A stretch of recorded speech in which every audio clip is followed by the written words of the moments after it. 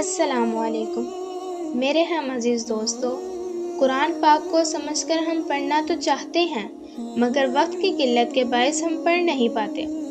اس لیے میں نے آپ کی اس مشکل کا حل نکالا ہے۔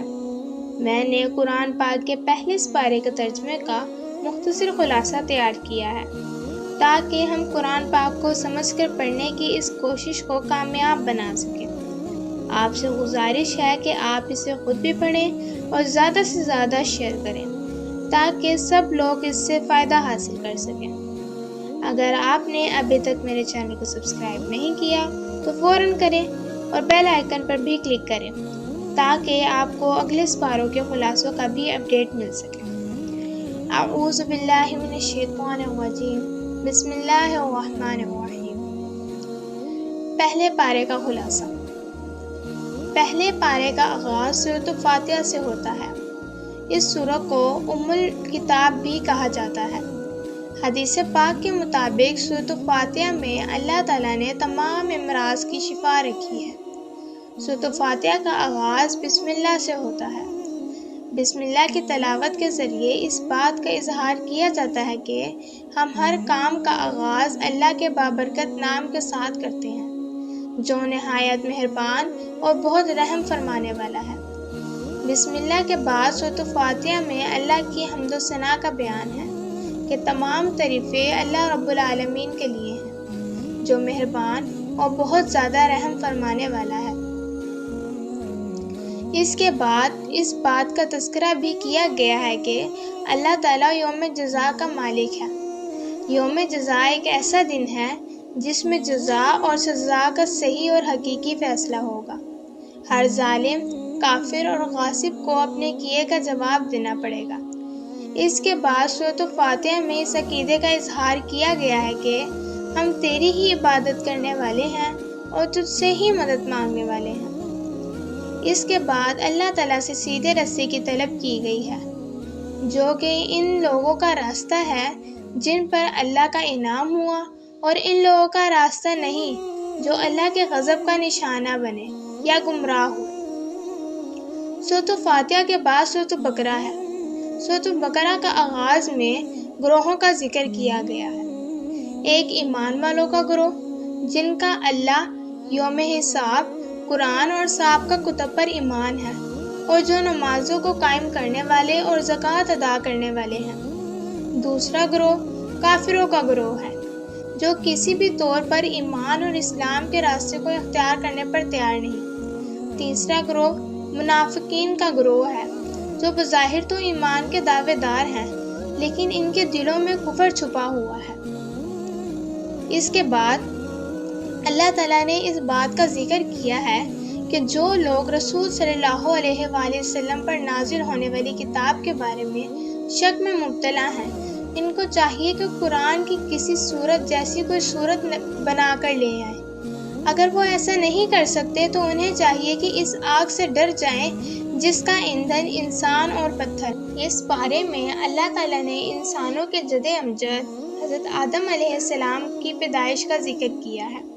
حضرت آدم علیہ السلام کی پیدائش کا واقعہ ان تمام سوالوں کا جواب پیش کرتا ہے کہ انسان کی پیدائش کب، کیوں اور کیسے ہوئی۔ انسانوں کی تخلیق سے قبل زمین پر جنات آباد تھے جنہوں نے زمین پر سرکشی اور بغاوت کی، جسے کچلنے کے لیے اللہ تعالیٰ نے فرشتوں کی ایک جماعت کو کہ جس میں ابلیس بھی شامل تھا روانہ کیا۔ ابلیس اگرچہ گروہ جنات سے تھا لیکن مسلسل بندگی کی وجہ سے وہ فرشتوں کی جماعت میں شامل ہو گیا تھا۔ اس بغاوت کو کچلنے کے بعد ابلیس کے دل میں ایک خفیہ تکبر کی کیفیت پیدا ہو گئی جس سے اللہ تعالیٰ پوری طرح آگاہ تھے۔ اللہ تعالیٰ نے اس موقع پر انسانوں کی تخلیق کا فیصلہ فرمایا اور فرشتوں سے مخاطب ہو کر کہا، میں زمین پر ایک خلیفہ پیدا کرنے والا ہوں۔ فرشتے اس سے قبل زمین پر جنات کی یورش دیکھ چکے تھے، چنانچہ انہوں نے کہا، اے اللہ، تو زمین پر اسے پیدا کرے گا جو خون بہائے گا اور فساد پھیلائے گا، جبکہ ہم تیری تعریف اور تقدیس میں مشغول رہتے ہیں۔ اللہ نے کہا، جو میں جانتا ہوں تم نہیں جانتے۔ اللہ نے حضرت آدم علیہ السلام کو مٹی سے بنانے کے بعد ان کو علم کی دولت سے بہرہ فرمایا اور ان کو اشیاء کے ناموں سے آگاہ کر دیا۔ اس کے بعد فرشتوں اور حضرت آدم علیہ السلام کو جمع کر کے بعض اشیاء کے ناموں کے بارے میں ان سے سوالات کیے۔ چونکہ فرشتے ان اشیاء سے بے خبر تھے، اس لیے انہوں نے اللہ کی پاکیزگی کا اعتراف اور اپنی عاجزی کا اظہار کیا۔ اللہ نے حضرت آدم علیہ السلام کو ان اشیاء کا نام بتلانے کا حکم دیا تو انہوں نے ان اشیاء کے نام فوراً بتلا دیے۔ اللہ نے فرشتوں کو مخاطب ہو کر فرمایا، کیا میں نے تم کو نہیں کہا تھا کہ میں زمین و آسمان کی پوشیدہ باتوں کو جانتا ہوں، اور جو تم ظاہر کرتے ہو اور چھپاتے ہو اس کو بھی جانتا ہوں۔ جب حضرت آدم علیہ السلام کی فضیلت ظاہر ہو گئی تو اللہ تعالیٰ نے فرشتوں کو حکم دیا کہ وہ حضرت آدم علیہ السلام کے سامنے جھک جائیں۔ فرشتوں میں چونکہ سرکشی نہیں ہوتی، اس لیے تمام فرشتے حضرت آدم علیہ السلام کے سامنے جھک گئے۔ تاہم ابلیس نے حضرت آدم علیہ السلام کی فضیلت کو تسلیم کرنے سے انکار کر دیا۔ اس تکبر پر اللہ تعالیٰ نے ابلیس کو ذلیل و خوار کر کے اپنی رحمت سے دور فرما دیا اور حضرت آدم علیہ السلام کو اور ان کی اہلیہ کے ساتھ جنت میں آباد فرمایا۔ ابلیس نے اس موقع پر اس عزم کا اظہار کیا کہ وہ رہتی دنیا تک حضرت آدم علیہ السلام اور ان کی ذریت کو راہ ہدایت سے بھٹکانے کے لیے سرگرم رہے گا۔ جب اللہ تعالیٰ نے حضرت آدم علیہ السلام کو جنت میں آباد فرمایا تو ان کو ہر چیز کھانے پینے کی اجازت دی، مگر ایک مخصوص درخت کے قریب جانے اور اس کا پھل کھانے سے روک دیا۔ ابلیس چونکہ آتش انتقام میں جل رہا تھا، اس نے حضرت آدم علیہ السلام اور حضرت حوا علیہ السلام کے دل میں وسوسہ ڈالا کہ آپ کو شجر ممنوعہ سے اس لیے روکا گیا ہے کہ کہیں آپ کو ہمیشہ کی زندگی حاصل نہ ہو جائے۔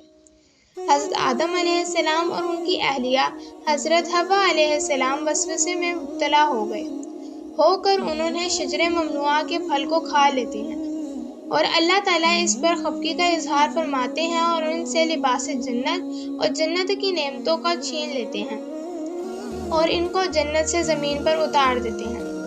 حضرت آدم علیہ السلام اور حضرت حوا علیہ السلام جب معاملے پر غور فرماتے ہیں تو انتہائی نادم ہوتے ہیں اور اللہ تعالیٰ کی بارگاہ میں آ کر دعا مانگتے ہیں، اے ہمارے پروردگار، ہم نے اپنی جانوں پر ظلم کیا ہے، اگر تو نے ہمیں معاف نہ کیا اور ہم پر رحم نہ کیا تو ہم یقیناً خسارہ کرنے والوں میں سے ہو جائیں گے۔ حضرت آدم علیہ السلام اور حضرت حوا علیہ السلام جب اللہ تعالیٰ کی بارگاہ میں فریاد کرتے ہیں تو اللہ تعالیٰ ان کی خطا کو معاف فرما دیتے ہیں اور ساتھ ہی اس امر کا بھی اعلان کر دیتے ہیں کہ زمین پر رہو، میں تمہارے پاس اپنی طرف سے ہدایت بھیجوں گا، بس جو کوئی میری ہدایت کی پیروی کرے گا نہ اس کو کوئی غم ہوگا نہ خوف۔ اس بارے میں اللہ تعالیٰ نے یہودیوں پر اپنے احسانات اور انعامات کا بھی ذکر کیا ہے، اس کی نافرمانیوں اور ناشکریوں کا بھی۔ اللہ تعالیٰ فرماتے ہیں کہ انہوں نے بنی اسرائیل پر من و سلوہ کو نازل فرمایا، ان کو رزق کی تنگو دو کرنے کی ضرورت پیش نہیں آتی تھی۔ اس طرح اللہ تعالیٰ نے ان پر بادلوں کو سایہ فگن فرما دیا اور ان کو دھوپ سے محفوظ فرما دیا۔ بنی اسرائیل کے 12 قبیلوں کے لیے اللہ تعالیٰ نے 12 چشموں کو جاری فرمایا، لیکن ان تمام نعمتوں کو حاصل کرنے کے بعد بھی وہ اللہ تعالیٰ کی نافرمانی اور ناشکری کرتے رہے۔ اس بارے میں اللہ تعالیٰ نے حضرت ابراہیم علیہ السلام کے واقعے کا بھی ذکر کیا۔